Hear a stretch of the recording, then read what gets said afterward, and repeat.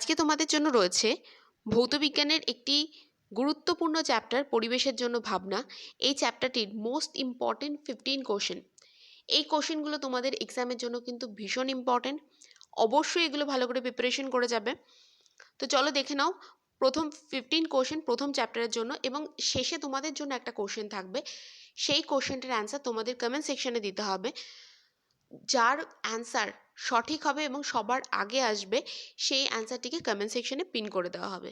তো চলো দেখে নিই, আমরা খুব তাড়াতাড়ি দেখে নেব। আজকে আমরা করব 1 নম্বরের কোশ্চেন, মানে যেগুলো তোমাদের এমসিকিউ অপশন থাকতে পারে, এমসিকিউ টাইপের। আদারওয়াইজ হয়তো 1 নম্বরের এমনি যেরকম কোশ্চেন থাকে সেই কোশ্চেন দিতে পারে। এরপরে আমরা প্রথমে কিছু চ্যাপ্টার অলরেডি দেওয়াও আছে চ্যানেলে। তো এরপরে আমরা কি করব, এই চ্যাপ্টার মানে তোমাদের যেগুলো ইম্পর্টেন্ট চ্যাপ্টার সেই চ্যাপ্টারগুলো সব কোশ্চেনগুলো আমরা করিয়ে দেবো 1 নম্বরের। তারপর আমরা 2 নম্বরের কোশ্চেন করবো এবং শেষে আমরা বড় কোশ্চেনের কি কি ইম্পর্টেন্ট তোমাদের এক্সামের জন্য সেগুলো অবশ্যই বলে দেবো। তো যারা চ্যানেলটিকে এখনও সাবস্ক্রাইব করোনি অবশ্যই সাবস্ক্রাইব করে নিও। তো চলো দেখে নাও, বায়ুমণ্ডলের কোন স্তরে জলবায়ু নিয়ন্ত্রিত হয় বা জলবায়ু নিয়ন্ত্রণ হয়। তো এই কোশ্চেনটা জলবায়ু বলেছে। জলবায়ু মানে কি? ঝড় বৃষ্টি। তোমাকে যদি ঘুরিয়ে কোশ্চেন করে বায়ুমণ্ডলে কোন স্তরে ঝড় বৃষ্টি হয় বা বৃষ্টিপাত দেখা যায়, ঝড় হয়, তো এই কোশ্চেনটার অ্যান্সার কি হয়ে যাবে? টপোস্ফিয়ার স্তরে। নেক্সট কোশ্চেন দেখো, নেক্সট কোশ্চেন কি আছে, বায়ুমণ্ডলের কোন স্তরটি শান্তমণ্ডল নামে পরিচিত। তো শান্তমণ্ডল তার মানে যেখানে ঝড় বৃষ্টি হয় না। তাহলে এটা যদি শান্তমণ্ডলের যদি একটা অন্য নাম হয়, তাহলে যে স্তরে ঝড় বৃষ্টি হয় মানে যে স্তরে জলবায়ু নিয়ন্ত্রণ হয় সেই স্তরটাকে কি বলতে পারে? ক্ষুব্ধমণ্ডল বলতে পারে। তাহলে আমরা এখান থেকে বলতে পারি আরও একটা কোশ্চেন হতে পারে 1 নম্বরের কোশ্চেন। এক তো আসতে পারে জলবায়ু নিয়ন্ত্রণ হয় কোন স্তরে, এছাড়া বলতে পারে কোন স্তরে ঝড় বৃষ্টি হয়, বা বলতে পারে কোন স্তরকে বলা হয় ক্ষুব্ধমণ্ডল।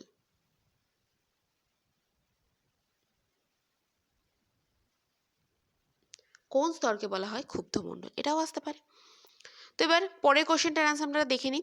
পরের কোশ্চেনটার অ্যান্সার আছে কোন স্তরকে শান্তমণ্ডল বলে, সেটা হয়ে যাবে স্ট্র্যাটোস্ফিয়ার স্তরকে। নেক্সট কোশ্চেন দেখো, উচ্চতা বৃদ্ধির সাথে সাথে বায়ুমণ্ডলের কোন স্তরগুলো, উচ্চতা যত আমরা উচ্চতা উপরের দিকে উঠতে থাকি মানে যত সূর্যের কাছাকাছি যাওয়া যায় তত বায়ুর চাপ, বায়ুমণ্ডল বিভিন্ন স্তরের ক্ষেত্রে বায়ুর চাপ কমে না বাড়ে, বৃদ্ধি বা হ্রাস বলতে পারো। তো সেক্ষেত্রে এটার অ্যান্সার হয়ে যাবে কমে। এই কোশ্চেনটার মতো আর একটা কোশ্চেন কি হতে পারে, উচ্চতা বৃদ্ধির সাথে সাথে বায়ুর উষ্ণতা, বায়ুর বিভিন্ন স্তরে উষ্ণতার কি তারতম্য দেখা যায়। এটা অ্যাকচুয়ালি বড় কোশ্চেনের মধ্যে পড়ে, যেটাকে 2 নম্বর কোশ্চেনের লেখা কোশ্চেন হবে। তো এটা আমরা 2 নম্বর সেকশনে আমরা আলোচনা করব, উচ্চতা বৃদ্ধির সাথে সাথে উষ্ণতার কি পার্থক্য দেখা যায়। নেক্সট কোশ্চেন দেখো, মেরুজ্যোতি বা অরোরা কোথায় দেখা যায়। তো এটার অ্যান্সার হয়ে যাবে আয়নোস্ফিয়ার স্তরে। আয়নোস্ফিয়ার মানে যেখানে হচ্ছে বায়ুমণ্ডলে যে বিভিন্ন যে গ্যাসীয় যে কণাগুলো রয়েছে সেগুলো আয়নে বিভাজিত হতে থাকে। তো এটা স্ট্র্যাটোস্ফিয়ারের একটা পার্ট।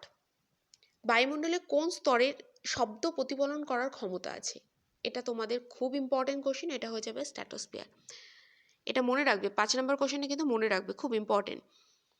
কোন শক্তির ব্যবহারের ফলে অ্যাসিড বৃষ্টির সম্ভাবনা বৃদ্ধি পায়।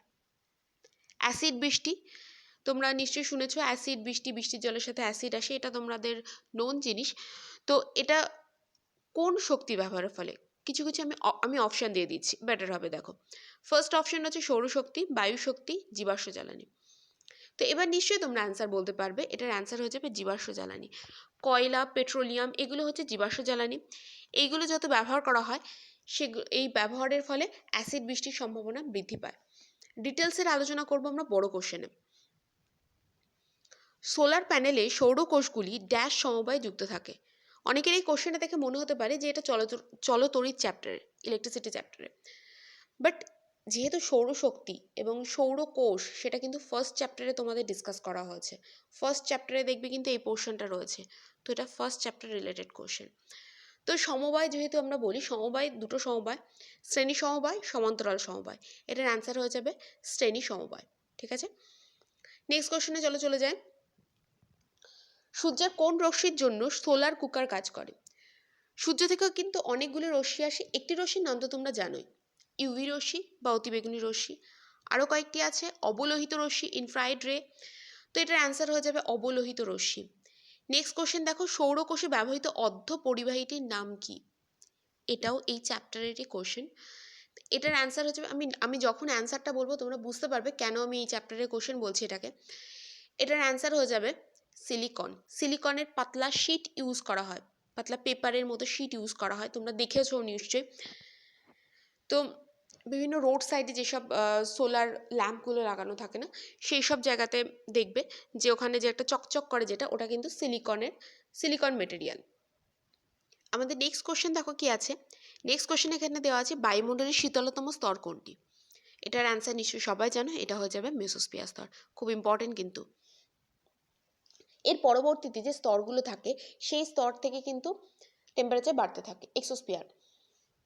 সূর্যের অতিবেগুনি রশ্মির ক্ষতিকারক প্রভাব থেকে পৃথিবীকে বা পৃথিবীর জীবজগৎকে রক্ষা করে বায়ুমণ্ডলের কোন স্তরটি? ঠিক আছে, ঘুরিয়ে কোশ্চেন আসতে পারে। এই কোশ্চেনটা হয়তো বলতে পারে পৃথিবীর জীবজগৎকে বা পৃথিবীকে রক্ষা করে কোন বায়ুমণ্ডলের কোন স্তর, অথবা কোশ্চেন আসতে পারে পৃথিবীর রক্ষা কবচ বলা হয় কোন স্তরকে? তো এটার অ্যান্সার হয়ে যাবে ওজোন স্তর বা ওজোনোস্ফিয়ার স্তর।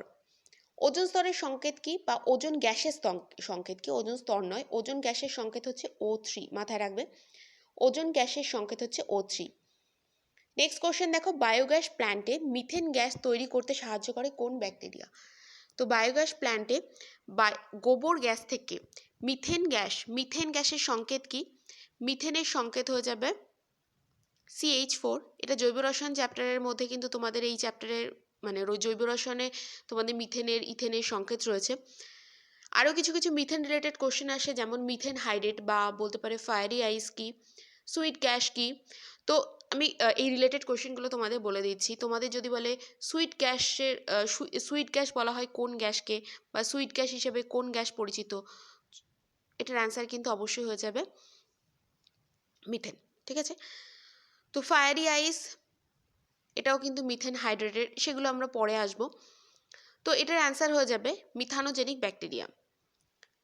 এই মিথেন রিলেটেড যে এক্সট্রা যে কোশ্চেনগুলো যেগুলো বললাম আমি, সুইট গ্যাস, তারপর হচ্ছে ফায়ারি আইস, এগুলো আমরা জৈব রসায়ন চ্যাপ্টারে করব।